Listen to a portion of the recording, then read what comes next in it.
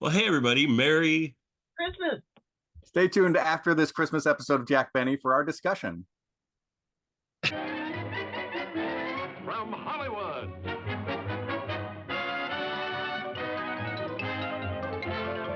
the Jack Benny Program.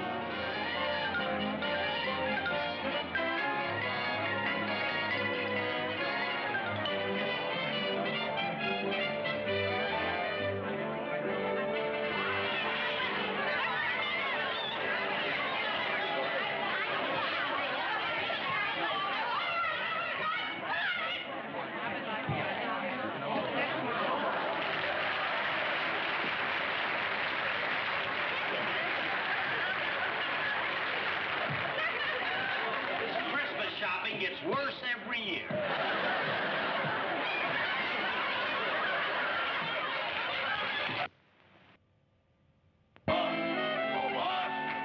Put this in with that, and don't be, and see that Mr. Wilson gets it before Christmas. You bet I will. I'll make a beautiful package for you. Don't you worry about it. I'll take care of it. Thank you very much. Thank you. You're welcome. Now let's see. Well, I got Don all set. Now I want to get something for Mary. I think I'll get something in the jewelry department for Mary, huh? Oh, say, boss, do you mind if I do some of my shopping now? No, go right ahead, and I'll see you later. Now, let's see. I wonder where the jewelry department... Oh, mister. Yes?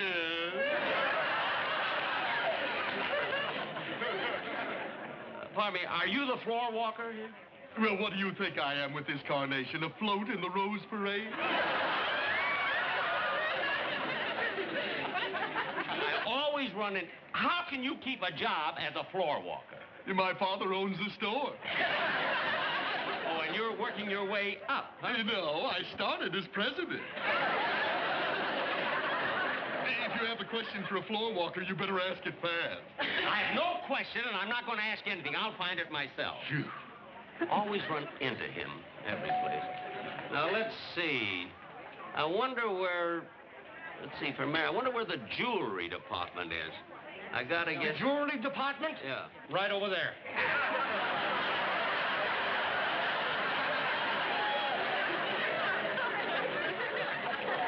Gee, I hope they still have a nice selection. Oh, there it is, over there.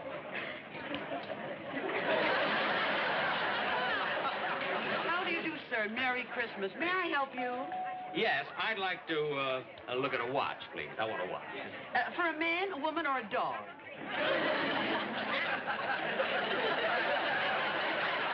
Dog? Well, this is Beverly Hills, you know. Yeah, well, I'd like a lady's wristwatch. I don't know any dogs. Well, we have a very large selection. Now, here's a lovely watch for $120. Yeah, $120. Mm-hmm. How much is this one here? Oh, that's only $12, but it's a very nice watch. $12, huh? Oh, that's a beauty. I can hardly tell the difference here. I'll take this one here for $12. All right, fine. There you are. Now, wait a minute. There's 10. 1, 2, there you are. There's your $12. Thank you. Gee, this is I can't tell the difference. This is really a beautiful watch. Huh? It certainly is, and it has an unbreakable crystal. An unbreakable crystal? Huh? Yes. Well. Here, try it out. Oh, I don't know. Oh, go ahead. Go on, go ahead. Hit it with the hammer and see. Oh, well, all right.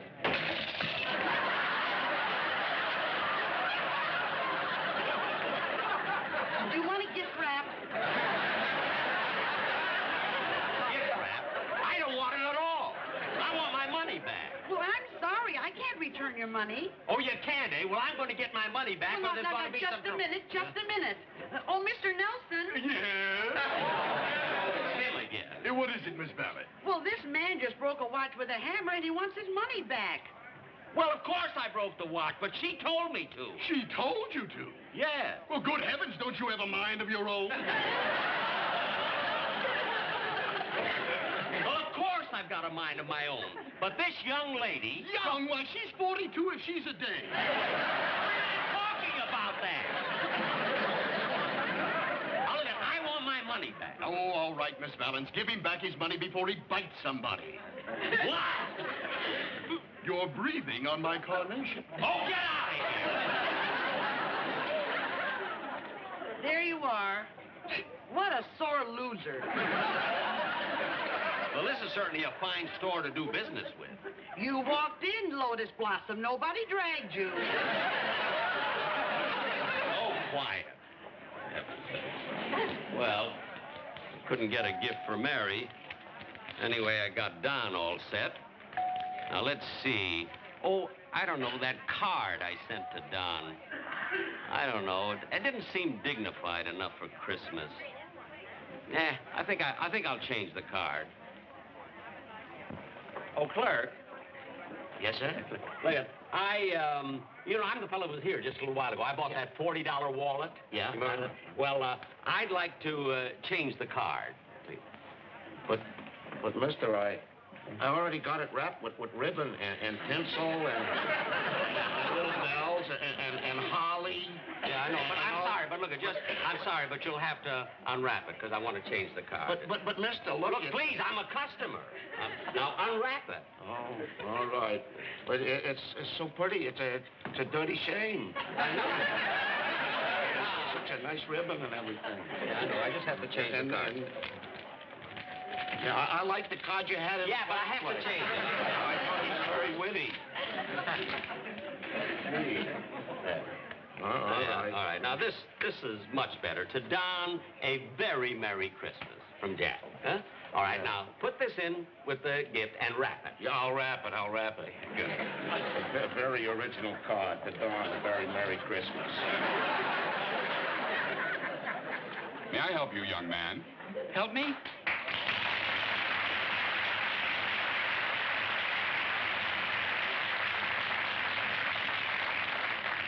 Yes, you've been standing in front of this counter for 10 minutes. Oh, I'm sorry. I'm confused. Well, that's understandable. You're confused because it's Christmas time, because you have the Christmas spirit.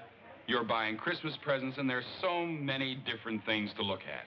Well, that explains why I'm confused in December, but what about the other months? I wouldn't know. I'm standing behind this counter because in a moment of wild enthusiasm, I sold my pants. Well, see, I gotta buy something for my mother and father, and gosh, I don't know what to get them. Well, maybe I can help. Looking at you, I can just picture your mother. Small, petite, gentle, with a kindly smile for everyone. Spends most of the time sitting in a rocking chair knitting. That's my father. Now try to guess my mother. Boy, does she make him toe the mark. You mean your father's afraid of your mother? Oh, everybody's afraid of my mother. Boy, you know, when I was born, the stork left me a block away from the house. It's a good thing I knew the address. Hey, you know, while I'm here, maybe I ought to get something for my boss, Mr. Benny. Well, how about this silk shirt? Oh, yeah, that's nice. That'll be fine. Hi, Dennis. Oh, hello, Mr. Benny. Hi, you doing your Christmas shopping, eh? Yeah, I was just going to buy you a gift, and you had to walk up and spoil the whole thing. Oh, I'm sorry. I didn't know you were buying me a gift. Now you'll have to close your eyes. All right. Like this? Okay, mister, you can wrap it up now. And put it in a shoebox so he won't know it's a shirt.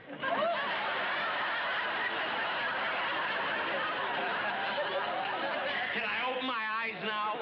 Yeah. Boy, that was a close one. Yeah, it certainly was. Look, Dennis, you bought me the shirt, did you? Now, why don't you go home before you get lost? Oh, I can't. I'm working here. In this store? Yeah, they have me singing Christmas songs. Here? I can't live on what you pay me. Oh, gosh, I gotta go now. I gotta sing one song. Can't live on what I pay him.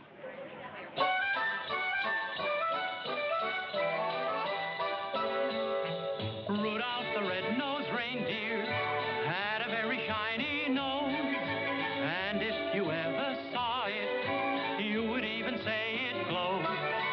All of the other reindeer used to laugh and call him names. They never let poor Rudolph join in any reindeer games. Then one foggy Christmas Eve, Santa came to say, Rudolph, with your nose so bright, won't you guide my sleigh tonight? Then how the reindeer loved him as they shouted out with glee, Rudolph the red-nosed reindeer, you'll go down in history. Then one foggy Christmas Eve, Santa came to say,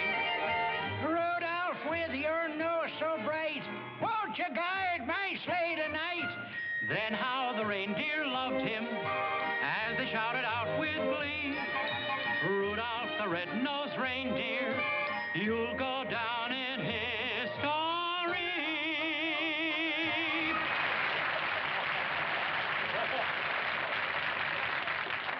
Yeah, I can understand them wanting Dennis to sing here.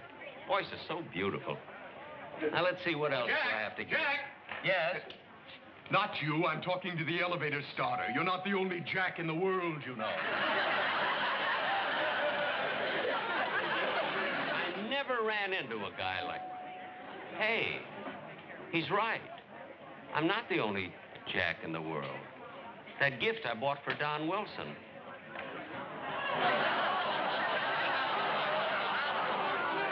When I signed the card, I only put down my first name. Gee, $40 gift, an elevator starter can get the credit for it. I better change that gift. Oh, clerk. Clerk. Yes, sir. What can I do? You again. Yeah. Yes, look, I want to change that card again. I'm sorry. Oh, no. No. First you buy the gift, then you write the card, then I wrap the gift, then you change the card, then I unwrap the gift, then you rewrite the card, then I wrap the gift again, and now you want to write another card. I can't help it. You'll have to unwrap the gift. I'm sorry. I already sent it down to the delivery room. Well, then you'll have to go down and get it. All right, I'll go get it. I haven't run into anybody like you in 20 years. Oh, why did the governor have to give me that pardon? I don't know about that. Just bring me my pass. I'll get it! Go with the red-nosed reindeer. Wherever where he goes. Well, sir, what can I do for you? Oh, I'm trying to get a gift for my boss. Your boss, eh? Well, what would you like?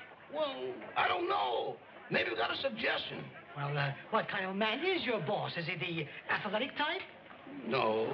Is he the intellectual type? Well, no. The executive type?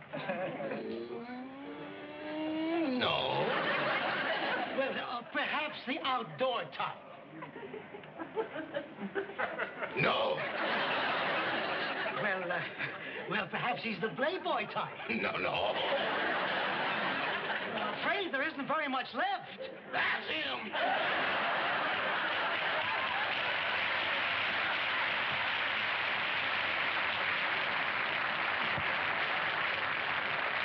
All right, here you are, mister.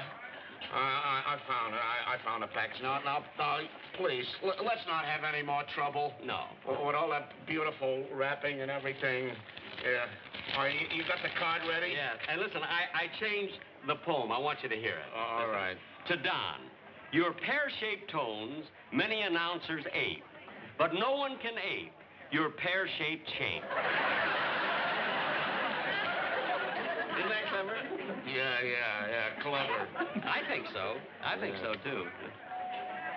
Attention, please. Santa and his reindeer have just arrived in the workshop. All you children come up, tell him what you want for Christmas, and get your lollipops. Peppermint, the same as last year.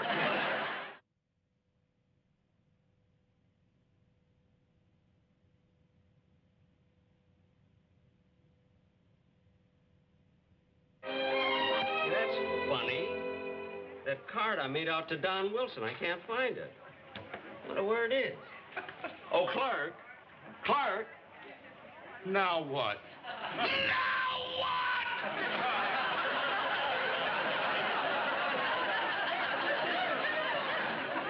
Look, I made out a card here for Mr. Wilson, and I can't find it. Don't worry about it. I found the card. I put it in the package. I wrapped it as a gift, and I sent it down to the delivery room. But I forgot to sign it.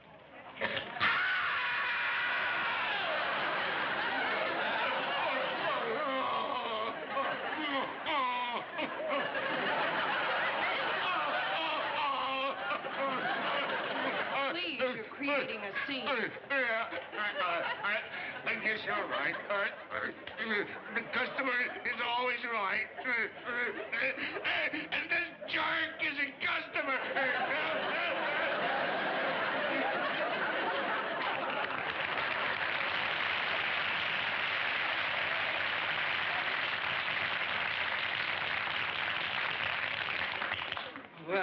let's see.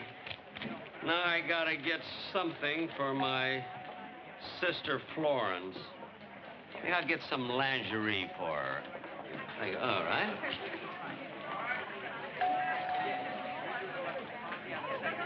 Pardon me, would you wait on me, please? Why not? Your money's as good as anybody.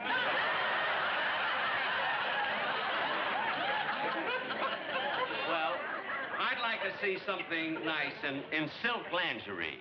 Certainly. What size do you wear? It's not for me. Oh. It's for my sister. Oh, I see. I want size 34. 34, okay. Yeah. Let's see. 34. Yeah, the whole box of... Oh, this, huh? Yeah. It's all that's nice lingerie, isn't it? Yeah. Hello, will you lay it out? Just lay out the lingerie, please. Just a minute.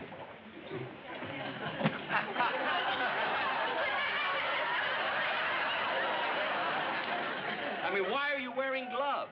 Oh, touching that stuff with my bare hands makes me a nervous wreck.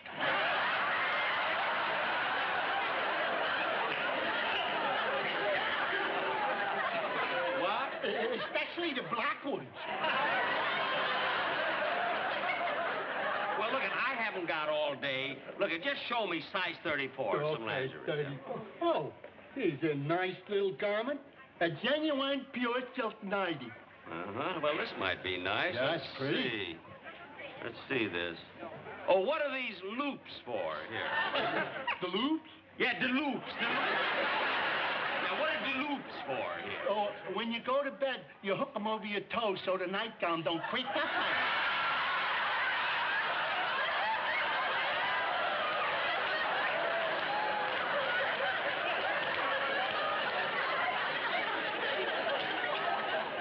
Well, how much is this one? It's $15. All right, I'll take this. Oh, thank right you, here. sir. Yes, $15. Yes, sir. There you are, 10, there's 5. Now, I want you to send it to my sister, Florence. Florence Fenchel. Florence Fenchel. Chicago, Illinois. Chicago. Does she live near the Louvre? Yeah, the Duluth. She's about 3 blocks from Duluth. Oh, I'm...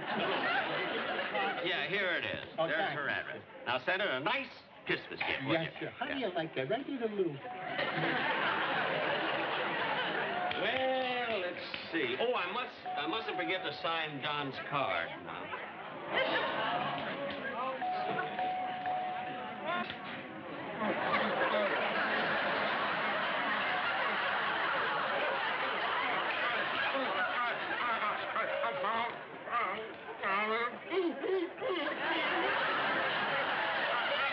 I went down to the delivery room and I looked all over and I didn't find it.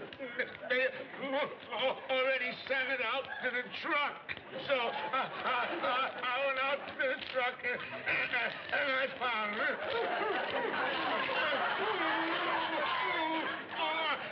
Here it is.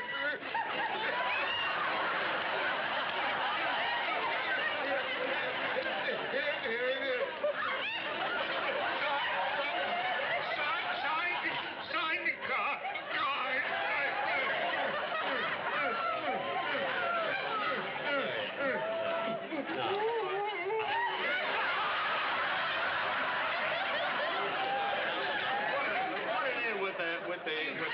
Yeah, I know.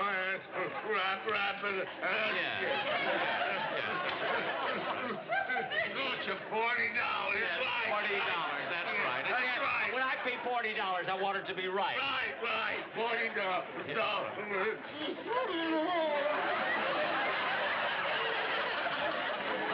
Let's see. Where Rochester gone? Here I am, boss. Oh, Here I am. well, Rochester, I think I'm through here for today. We can go home now, huh? Oh, do we have to go right now, boss? Why, you're through shopping, aren't you? Well, I got you a gift, but I think I want to get you something a little better. A little better gift for me? Oh, for heaven's sakes, Rochester. That's ridiculous. It isn't what a gift costs. You know, it's the spirit in which it's given. I guess you're right. Well, of course I'm right. What's the difference what you spend for a present? It's the thought that counts. What's the difference? $50 or $40 or $1.98? It doesn't...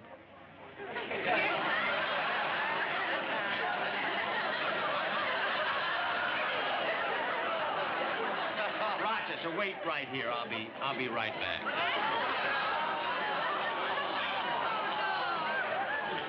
Oh, clerk.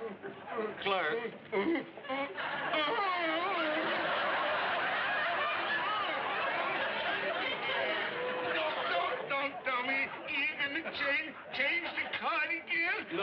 No, that's not important. I want to change the wallet. What? Instead of the $40 wallet, I want the one for $1.98.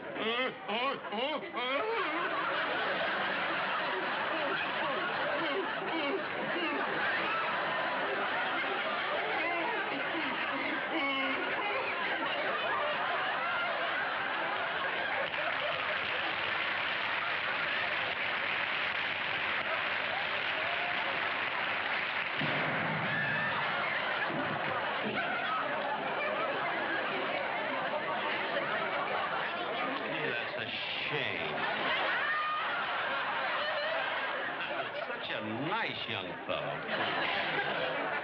Let's see, $1.98 from $40. I got some change.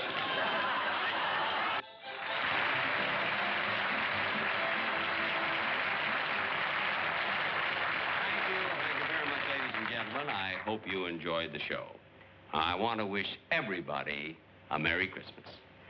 And I'll see you next week for Lipton Tea.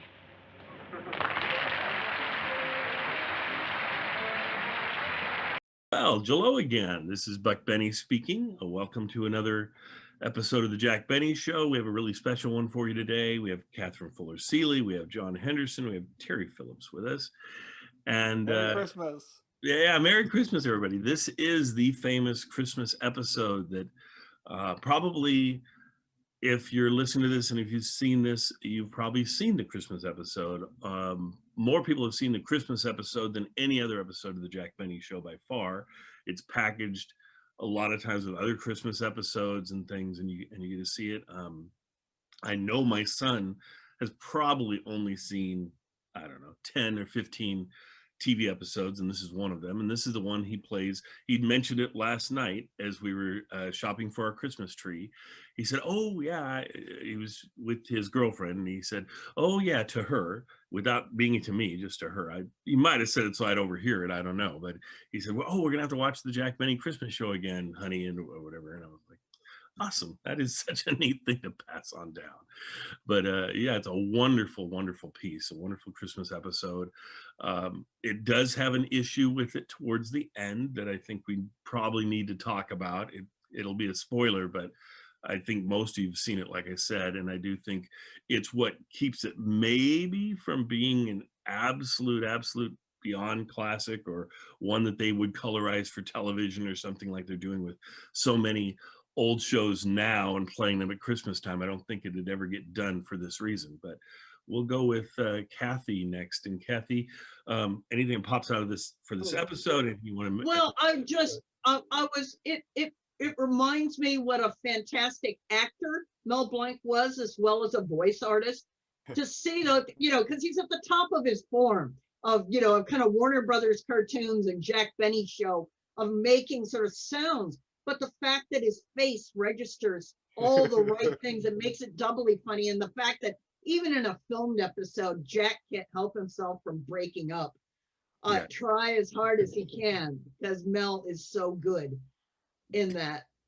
And I love, again, some of the little visual details that help freshen up really old skit ideas, like being able to see the loops on the bottom of the nightgown. Yes. Because they've been doing the loops thing since the mid '40s, right? But to see the loops, that was a nice. Well, and the loops part, I like the actor they got to do the loops piece. In the radio, historically, for almost all of radio, I don't know if he ever didn't do it, was Elliot Lewis that would do that piece, and he would use his. They called it a Mole voice, and that. He didn't even know what it meant. He just knew that. I referred to it as that voice, the Mole voice, whatever it was called. And and what's funny is if you listen to interviews with Elliot, he didn't know how to pronounce it. He didn't know. He just knew that was the word that described this kind of slow, dim-witted character that he would play. I would have loved to have seen Elliot brought over for this television, but visually didn't match the character is, I think, a huge piece of it. And so it wouldn't have worked so well because he was just such a clean cut, good looking guy that you're like, okay, he doesn't really match with the voice he's doing. Anyway, John, did you have anything on this episode that's kind of stuck out to you? Yeah, I mean, I like to start with a bit of background that we all know, but maybe not everybody watching knows, especially since this is probably the most likely a Jack Benny episode for a new person to click on and watch. Yeah. And that is, for years and years on radio, Jack Benny has been doing a thing where he goes out to a department store and he goes shopping, right? But this episode is sort of the culmination of all of those episodes. So they take, pick and choose the best bits from all of those Christmas shopping episodes and put them together into this episode, which of course is, for good reason, a classic and one of the best Jack Benny episodes there is. Like, I thought it was so great. Yep, I agree. Well, and from what I've read, and actually through Kathy's books now, hopefully we'll get a chance to experience the first Christmas shopping episode. I believe in 33, maybe, he did a version of some sort of Christmas shopping, or a little bit. I assume it was a very small bit in it. But that's sort of the gestation of this, and it becomes a bigger and bigger thing. And really, in, I believe 37 was the first year where they really had an actual Christmas shopping episode that was very similar to this one that you're going to watch today. And then with new writers coming on in the mid 40s, they even jacked it up a little bit more. They kind of moved away from it a little bit in the early 40s, and then, but in the mid 40s they really grabbed it, and they did was they grabbed it and they threw in Frank Nelson and Mel Blanc, who are both in this episode, and that really catapulted it to a whole nother stratosphere. Before that, they had those two guys in it at different times, but not necessarily doing the parts we're sort of used to them doing, or not not as extreme as we're used to it. Once they started doing it pretty extreme in the mid 40s, like I say, each year they would just fine tune it. And what we get here is a really fine tuned episode that's got all the best bits. I love the fact that you don't on television get this as much as you do in radio, but this really presents it for us in a concrete way. That Jack was so giving, and they describe that all the time in his cast. He was willing, he didn't have to take all the funny lines himself. He didn't have to take all the bits himself. There are bits in here that are the funniest bits, or can be. I think the bit I probably enjoy the most is Rochester talking to a clerk that we're not used to hearing. And so I would have preferred if it was one of the clerks that we're used to hearing, but that's okay. They do a really good piece where they're describing what Jack Benny is and trying to figure out what gift to get for him. And the closing piece of that is so perfect, so funny. It's just, it describes Benny for decades, and to have Rochester do it is so perfect because he's worked with Jack for so long that this is like a payoff to decades worth of Jack and Rochester bits, and I love it. The Dennis Day piece where he's working with a different clerk and they're going through things. Now he has some overlap with Jack, and not Mary, but Jack stops by and like talks to him for a second, so there's a little overlap with Jack, but he does have his own kind of separate bit with this clerk, and it's a very good bit as well. So that's awesome. And Jack so often let his supporting characters carry the weight of the comedy and allow that to happen. A lot of people wouldn't do that. So John, what's something to say about that? I have to admit, Buck, that like your son, I've probably only seen 10 or 15 episodes of the Jack Benny television show. I've heard hundreds of the radio show, but one thing that I loved about this one that I hadn't seen in many other episodes is that Dennis Day sings. And I don't know if he does sing in a lot of other episodes, but this is the first time I'd seen it. Okay. He sings in quite a few episodes. Usually when they feature Dennis, probably 60-70% of the time he's on the episode, he is going to sing as well. I do think in the syndication package they probably cut out the song a lot of the time. Right. But so he probably sings more than we were even would normally think he sings. If you looked it up in the books, you'd go, "Oh wait, he did sing in this episode," but they cut it. So, so that's that piece. So a lot of it you get in the live shows. When Dennis is appearing on a live show, you're probably going to get a song. But yeah, there's a song in this, and it's we'll give it away. It's Rudolph, and he does a really nice, fun job. Yes, yes, and the whole bit with Dawn being a little kid in this episode is a funny bit. There's just a lot of funny bits in this episode. Certainly Jack has multiple bits. Yeah. The piece that I always feel like, oh darn it, is boy, I would have traded 3 or 4 Mary appearances in various episodes if I could have had her in this one, because I always thought when Jack and Mary were shopping together, it was such a funny, good, great thing. And so she's definitely sorely missed in this episode, but man, they hit the points anyway. But yeah, I miss her. Terry, what are your thoughts? Well, I want to pay tribute to a few of the supporting actors. You mentioned the lingerie salesman, and you're right. It was not Elliot Lewis. It was Charles Cantor, who did just tons and tons and tons of radio and television. He was familiar to radio listeners as Socrates Mulligan on Allen's Alley on the Fred Allen Show. Okay.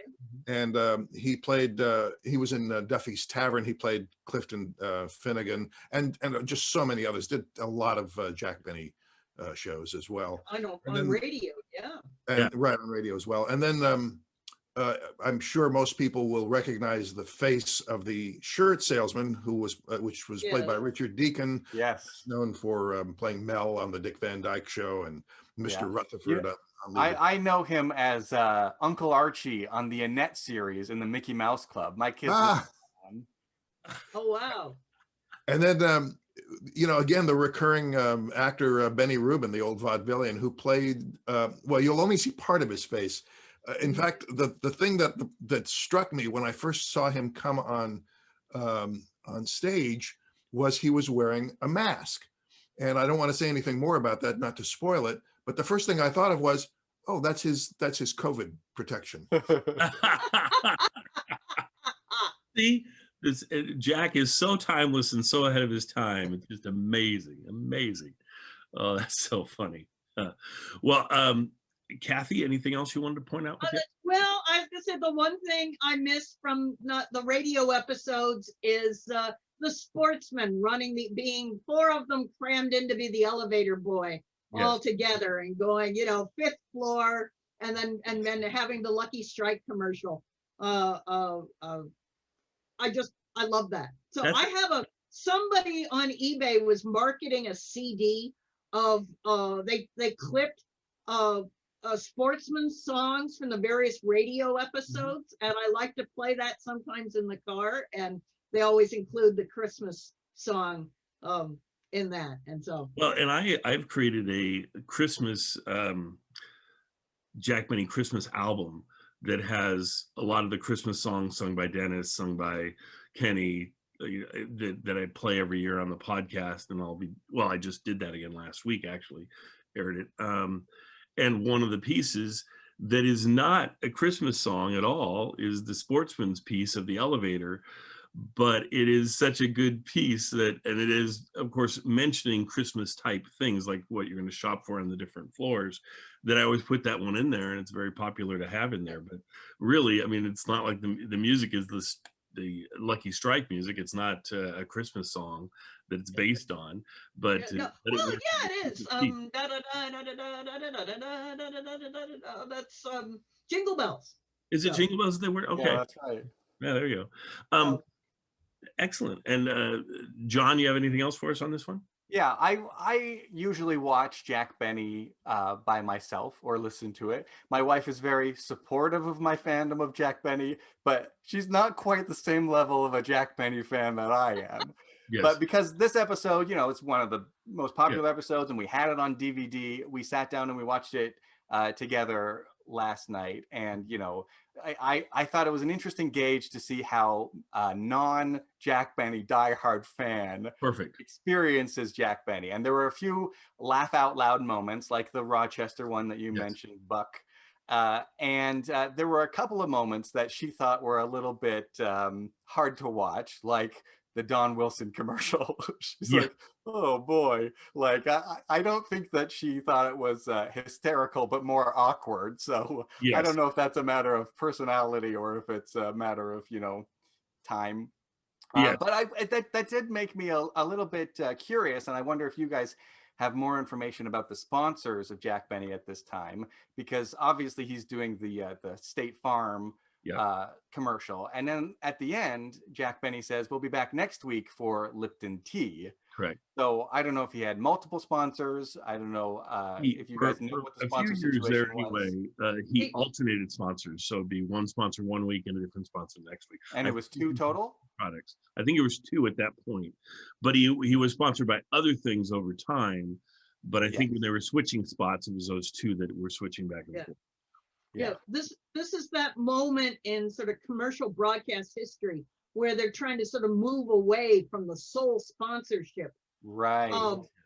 Because it's just so expensive to put on a TV program. And indeed, Lucky Strikes had finally had to give away Jack because they were selling fewer and fewer cigarettes. Everybody had gone toward Pall Malls, filtered cigarettes. And so they kept Benny through the 50s because there was this die-hard, coffin nail market that was smoking Luckies. But they finally had to, indeed bite the bullet. And they couldn't afford Benny's show anymore. So they had to finally give it up. And of course, we got to admit, I got to mention I don't know, did your spouse find the gun part hard to watch? I think that it was sort of like they would never do that today kind of thing. Correct. Right. And it was sort of like this sort of like, strange posture where it's like, boy, I want to laugh because this is funny, but I feel like I shouldn't laugh kind of thing. Yeah. I think our attitudes have changed a whole lot. I'm surprised because we don't generally have characters killing themselves on Benny's radio show. But in 1932 and 1933, they do that a bit. And I think the sponsors said, please stop, well, and frankly, it was also not unusual Mary said it to Jack on numerous occasions. Why don't you just go kill yourself? Yeah. And there's I often watch. Even though it was meant to be a joke. Yeah. I often watch. But there is something about seeing it. Well, except we didn't see it. It happened off. Oh yeah, no, I just I was gonna say on a lot of Looney Tunes episodes, the characters will kill themselves, and you see the whole thing right on, but it's a cartoon. Yes. And I think they think that's because they're cartoon characters that we've suspended our disbelief. And certainly, this is the height of the Westerns on TV. So, as they were saying, there'd be 50 murders a night or something like that. So what's one more gun on a Jack Benny show? So. Well, and John, I think will be able to corroborate this with me. I'm not sure, but I'm 90% sure that I'm pretty sure that he does the same bit in radio, and Mel kills himself. And what's great is it's early at 50, I don't know, early 50s. And so at the years after that, I'm sure they're going, well, now what? We have a dead guy, so what do we do? And so they have I think a season where they have his wife supposedly doing this of the character. He's gone off to the mental hospital. Comes back after all of a sudden it's like he's alive again, and no one makes any big deal. I think Jack might even reference it in a roundabout way, oh, I didn't think you could be here, or something to that effect, and that's how it's treated on radio. But for television, I will say, to me, this piece seemed almost more out of place a few years ago. Before Seinfeld, it was like, okay, this piece is really dark. But with Seinfeld, I think you get a more, because folks talk, and Jerry is a huge fan of the Jack Benny show, and you can obviously see that in Seinfeld, but you could totally see the funny bit that kind of lightens it a little bit at the end is after he kills himself. Jack is going and dealing with the cash register himself and going through that, and it's like, what a shame that the guy killed himself or whatever. And that's about all he gets from it, right? And that is totally like a Seinfeldian moment that you can see any of the characters on Seinfeld do the exact same thing that Jack is doing there, and not really care about anyone else around them. They were so in tune to themselves. And Yeah, it me, is. it makes that kind of work a little bit more, because you go, okay, I can see that on Seinfeld. Yeah. And if I can see it on Seinfeld, then okay, I can see that happening. But Well, that's the thing I was originally thinking, because I was thinking, oh, they would never do that these days. And it's really not the case that they would never do something like that these days. It's that you wouldn't do it on a family-friendly program. yes. Right. Yeah. Well, we also live in the era of disclaimers. We warn people about everything now. I'm just about to release another play on Imaginary Theater that takes place in a war zone. And I debated and ultimately decided to warn listeners beforehand that this takes place in a violent and fatally violent environment. Yeah. And I think viewers and listeners have come to expect that they're going to be alerted whenever anything is presented to them that might affect their sensibilities, whether it's violence or sex or language or whatever. I should have a little TV 14 that comes up with violence on this before this one. I can't do that though. Sorry guys, I'm not that coordinated. So this is our warning right here. So there you go. Do not continue, or at least don't watch the last 2 minutes if you're offended by it. Would be a really shame if this prevented people from watching it, because the whole episode is hilarious, and the Mel Blanc stuff is probably the crowning jewel in the whole episode. Right. Well, I will say this though, like I was mentioning, I really think a lot of television shows recently, the last 10 years, what CBS especially has been doing is bringing back like a Christmas show of I Love Lucy, or any of these classic television shows, the Dick Van Dyke Show, and colorizing it and showing it to a modern audience, and using the colorization of it as a selling piece, and saying, okay, we've made this special, so we're going to show it to you in a way that it's never been seen before. And I really would be surprised if they wouldn't have thought to do that with this episode of Jack. But I would assume that gunshot piece just makes it where they untenable, and they can't do it. And you can't excise that piece out really, because it wouldn't make a whole lot of sense. There'd be no end really to Mel's piece. And they don't make it, because I was looking at it before and thinking, okay, if you got rid of that, could you have him just kind of going crazy as the end piece? But it really, you can tell they're going to go back to it, and so it would just seem awkward if you cut that out. But who knows? But anyway, that's my thoughts on it anyway, because if you were ever do a Christmas episode that you're colorizing and bringing back, this would be the ideal one to do, except that piece. Anyway, love this episode. One of my favorite Jack Benny episodes. Certainly the Christmas shopping episodes are my favorite ones. I have toyed with the idea over the years. I've never gotten the motivation up to actually follow through, but I've been going to take the radio shows and have this huge like marathon of not the whole shows, just the shopping, and make it look like one gigantic shopping trip where they run into all these different people all come together to be like, and trying the trick would be in editing, it would be like, have we heard that bit? Because I wouldn't want the same bit over again. You'd want to have each bit probably the best presentation of that bit ever, and then all the other bits. And so you'd end up with probably, I would assume, an hour and a half, 2 hours or more of this extended shopping trip where he's running into all these different people, and it would be delightful. But it's like, man, that's a lot of editing and a lot of work. I did do that with all of the New Year's fantasies, where I put them all back to back to back to back. And that was a decent amount of work putting that together, but I end up playing it every year at New Year's. I play half of it on New Year's Eve and half of it on New Year's Day, and people always seem to really enjoy it. Though, just like the shopping bits, they weren't meant to be put back to back to back because they're so repetitive, but you know, it's still fun to hear them that way. And then there's one missing bit where my family records, we used the script and re-recorded it, and so that's in there. And then the one where Jack did it that we played a few weeks ago, where Jack did it for television, that's in there too, and that's the last bit. And so it just makes it fun, and it just makes it fun that my family fits in there somewhere. So it's kind of cool. Oh, that's sweet. Yeah, it is really nice. Anyway, I guess we'll let them go and enjoy this, like I say, fantastic episode of the Jack Benny Show. Frank Nelson at his best, Mel Blanc at his best. I mean, just Mel, really, this is Mel's probably finest performance that he gives, just slowly disintegrating in front of our eyes, and it's beautiful. And Jack's reaction to it and him not being able to keep it. I mean, the last parts of it, when Jack is just trying his best not to be cracking up because but Mel is taking it so over the top, and tinsel hanging off. I mean, it's a mess, but a wonderful show and great performances all the way around.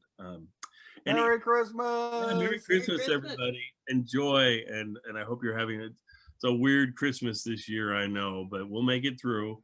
And then, and like Terry says, there's actually a reference to masking and everything in this episode. So inadvertently, I would assume, or really pressing of Jack to know that. I think it was very verdant. Yes. So we'll see you all next week. Thank you so much.